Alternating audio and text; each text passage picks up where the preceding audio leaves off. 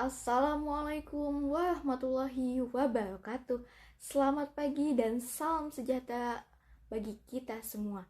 Yang saya hormati bapak-bapak dan teman-teman sekalian yang hadir pada kegiatan penyuluhan hari ini. Perkenalkan, nama saya Tika Yulianingsi, mahasiswa Fakultas Perikanan dan Ilmu Kelautan Universitas Brawijaya. Pada kesempatan kali ini, saya akan menyampaikan materi mengenai penangkapan ikan melebihi batas atau yang bisa dikenal dengan nama overfishing dan juga dampaknya terhadap sumber daya perikanan serta kehidupan masyarakat nelayan. Sebelumnya, saya ucapkan terima kasih karena bapak-bapak telah meluangkan waktu untuk hadir dan mengikuti kegiatan penyuluhan hari ini. Saya berharap materi yang akan saya sampaikan dapat memberikan wawasan baru dan manfaat bagi kita semua, khususnya dalam upaya menjaga kelestarian sumber daya laut agar tetap dimanfaatkan secara berkelanjutan. Oke, baik, tanpa berlama-lama lagi, mari kita masuk ke pembahasan yang pertama, yaitu mengenai latar belakang terjadinya overfishing. Bapak-bapak sekalian, Indonesia dikenal sebagai negara maritim yang memiliki wilayah laut yang sangat luas.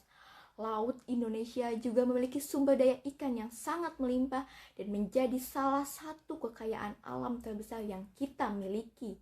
Karena kekayaan laut yang besar tersebut, banyak masyarakat yang menggantungkan hidup dari hasil laut, mulai dari nelayan, pedagang ikan, pengusaha perikanan, sampai masyarakat yang bekerja di pelabuhan dan tempat pelelangan ikan. Jadi bisa dikatakan bahwa laut menjadi sumber penghasilan utama bagi banyak orang.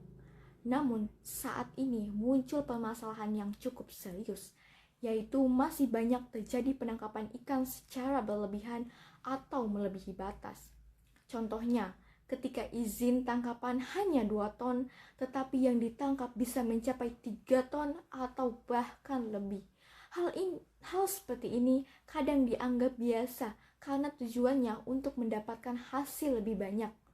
Padahal, jika penangkapan dilakukan terus-menerus tanpa memperhatikan kondisi laut, maka jumlah ikan akan semakin berkurang. Laut membutuhkan waktu agar dapat berkembang biak kembali. Jika ikan terus diambil tanpa memberi kesempatan untuk berkembang, maka lama-kelamaan populasi ikan akan menurun. Kalau kondisi ini terus terjadi, bukan tidak mungkin di masa depan hasil tangkapan nelayan menjadi semakin sedikit. Jadi sebenarnya menjaga laut bukan hanya untuk lingkungan saja, tetapi juga untuk keberlangsungan mata pencaharian para nelayan sendiri. Karena itu penting bagi kita semua untuk memahami bagaimana cara memanfaatkan hasil laut secara bijak agar sumber daya laut tetap terjaga dan bisa dimanfaatkan dalam jangka panjang. Oke, bapak-bapak sekalian, tahu nggak sih apa itu overfishing? Nah, jadi overfishing adalah kondisi ketika penangkapan ikan dilakukan melebihi kemampuan ikan untuk berkembang biak. Artinya, jumlah ikan yang ditangkap lebih banyak dibandingkan jumlah ikan yang tumbuh kembali di laut. Jika hal ini dilakukan terus-menerus, maka populasi ikan akan semakin turun. Awalnya mungkin tidak terlalu terasa karena hasil tangkapan masih banyak. Namun, lama-kelamaan jumlah ikan di laut akan semakin sedikit dan semakin sulit ditemukan. Biasanya, overfishing terjadi karena penangkapan dilakukan tanpa kontrol yang baik. Ada yang menangkap ikan terlalu banyak, ada juga yang menggunakan alat tangkap yang tidak ramah lingkungan, sehingga ikan-ikan kecil ikut tertangkap sebelum sempat berkembang biak. Bapak-bapak sekalian, sebenarnya laut memiliki kemampuan untuk memulihkan dirinya sendiri. Namun, kemampuan itu ada batasnya. Jika manusia mengambil terlalu banyak dan terlalu cepat, maka laut tidak mampu mengganti jumlah ikan yang hilang.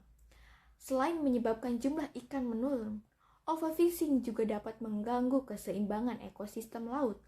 Di laut, semua makhluk hidup saling berkaitan. Jika satu jenis ikan berkurang drastis, maka rantai makanan di laut juga akan terganggu.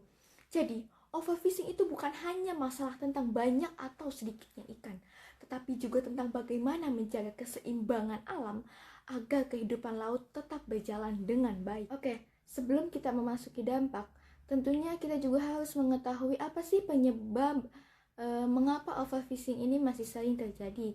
Penyebab yang pertama adalah kebutuhan ekonomi. Banyak nelayan yang ingin mendapatkan hasil tangkapan lebih banyak agar penghasilan meningkat dan kebutuhan keluarga bisa terpenuhi. Apalagi ketika harga kebutuhan pokok naik, tentu para nelayan juga berusaha mencari hasil sebanyak mungkin. Hal tersebut sebenarnya dapat dipahami karena semua orang ingin memenuhi kebutuhan hidupnya. Namun, jika penangkapan dilakukan secara berlebihan tanpa memperhatikan aturan, maka dampaknya justru akan merugikan nelayan sendiri di masa depan. Penyebab yang kedua yaitu kurangnya pemahaman tentang aturan perikanan dan pentingnya menjaga kelestarian laut. Masih ada masyarakat yang berpikir bahwa ikan di laut tidak akan habis karena laut terlihat sangat luas. Padahal jika terus diambil tanpa batas, jumlah ikan akan tetap bisa menurun. Penyebab yang ketiga adalah lemahnya pengawasan. Kurangnya pengawasan menyebabkan masih ada pelanggaran yang terjadi, seperti menangkap ikan melebihi kuota, menggunakan alat tangkap yang merusak lingkungan, atau menangkap ikan di wilayah yang sebenarnya dilarang. Selain itu, perkembangan teknologi penangkapan ikan yang semakin modern juga membuat penangkapan ikan menjadi lebih besar dan lebih cepat. Jika teknologi tersebut tidak digunakan secara bijak, maka resiko overfishing akan semakin tinggi.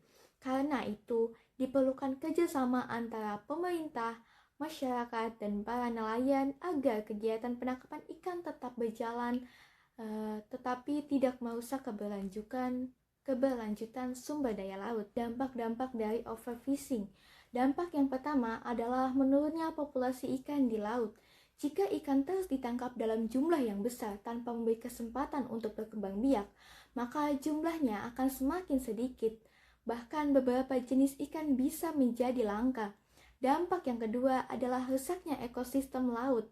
Penangkapan berlebihan dapat mengganggu rantai makanan dan keseimbangan kehidupan laut. Misalnya, jika satu jenis ikan berkurang drastis, maka hewan laut lain yang bergantung pada ikan tersebut juga akan terganggu. Selain itu, penggunaan alat tangkap tertentu juga dapat merusak terumbu karang dan habitat laut lainnya. Padahal, terumbu karang merupakan tempat hidup dan berkembang biak bagi banyak jenis ikan. Dampak yang ketiga adalah hasil tangkapan nelayan menjadi semakin sedikit. Dalam jangka pendek, mungkin hasil tangkapan tidak terlihat banyak dan menguntungkan ya. Namun dalam jangka panjang, nelayan justru akan kesulitan mendapatkan ikan karena populasinya terus menurun. Karena itu, pemerintah membuat berbagai aturan mengenai kegiatan perikanan. Salah satunya terdapat dalam Undang-Undang Nomor 31 Tahun 2004 tentang perikanan. Dalam aturan tersebut dijelaskan bahwa ada batas jumlah tangkapan nelayan, wajib memiliki izin, menggunakan alat tangkap yang diatur, dan terdapat sanksi bagi yang melanggar. Aturan ini sebenarnya dibuat bukan untuk mempersulit nelayan, tetapi untuk menjaga agar sumber daya laut tetap tersedia dan dapat dimanfaatkan dalam jangka panjang oleh semua masyarakat. Bapak-bapak sekalian, setelah mengetahui penyebab dan juga dampak overfishing, tentu kita juga perlu memahami bagaimana solusi untuk mengatasinya. Solusi yang pertama adalah menggunakan alat tangkap yang ramah lingkungan. Dengan alat tangkap yang baik, kerusakan laut dapat dikurangi dan ikan-ikan kecil yang belum layak tangkap bisa tetap hidup dan berkembang biak. Solusi yang kedua yaitu menangkap ikan sesuai batas yang telah ditentukan. Dengan memantau batas tangkapan, populasi ikan dapat tetap terjaga sehingga hasil laut masih bisa dinikmati dalam jangka panjang. Solusi yang ketiga adalah meningkatkan kesadaran dan edukasi masyarakat, terutama bagi para nelayan. Dengan pengetahuan yang baik, masyarakat akan lebih memahami pentingnya menjaga kelestarian laut. Selain itu, kita juga perlu memahami aturan pemerintah terkait kegiatan penangkapan ikan. Jika semua pihak saling bekerja sama, maka overfishing dapat dikurangi dan sumber daya laut bisa tetap lestari. Bapak-bapak sekalian, laut adalah sumber kehidupan bagi kita semua. Jika hari ini kita menjaga laut dengan baik, maka anak dan cucu kita nanti juga masih bisa menikmati hasil laut yang melimpah. Namun, jika laut terus tereksploitasi tanpa batas, maka suatu saat sumber daya tersebut bisa habis. Karena itu, menjaga laut bukan hanya tanggung jawab pemerintah, tetapi tanggung jawab kita bersama sebagai masyarakat yang memanfaatkan hasil laut setiap hari. Bapak-bapak sekalian, sebelum saya akhiri penyuluhan ini, saya ingin mengajak kita semua untuk mulai lebih peduli terhadap laut kita sendiri. Karena laut bukan hanya tempat mencari nafkah, tetapi juga warisan yang harus kita jaga bersama. Kalau hari ini kita menangkap ikan dengan bijak dan menjaga kelestarian laut, maka anak cucu kita nanti masih bisa merasakan hasil laut yang sama.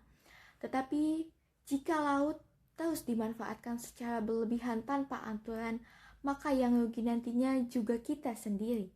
Semoga setelah penyuluhan hari ini, kita semua semakin sadar bahwa menjaga laut adalah tanggung jawab bersama, bukan hanya pemerintah, tetapi juga masyarakat dan para nelayan.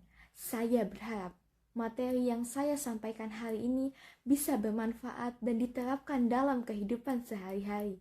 Sekian dari saya, kurang lebihnya saya mohon maaf yang sebesar-besarnya. Terima kasih atas perhatian dan waktu yang telah diberikan oleh bapak-bapak sekalian. Wassalamualaikum warahmatullahi wabarakatuh.